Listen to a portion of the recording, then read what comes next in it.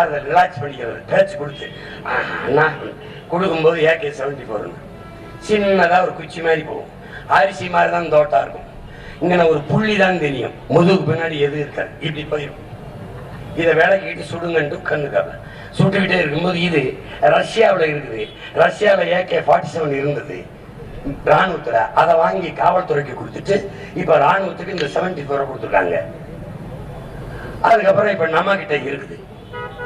இந்தியாவில் இல்லை, உலகத்தில் எங்கேயும் இல்லை, ரஷ்யாலையும் நம்ம கிட்ட இருக்குன்னு சொல்லிட்டு சுடுங்கன்னு உட்காந்துக்கிறோம்.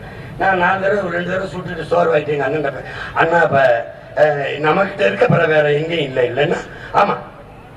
அப்போ இந்தியாவில் இல்லையே இங்கே தான் இருக்கு. அப்போ இந்தியாவில் AK-74 சுட்ட ஒரே ஆள் நான் தான் இருக்கு, இல்லைன்னா அவங்க எங்க ஆமாம் அதை இங்கே சொல்லாதிய அங்கே போய் சொல்லுங்கன்னாரு. சொன்னாரு சொல்றேன்டா, ஆமாடா AK-74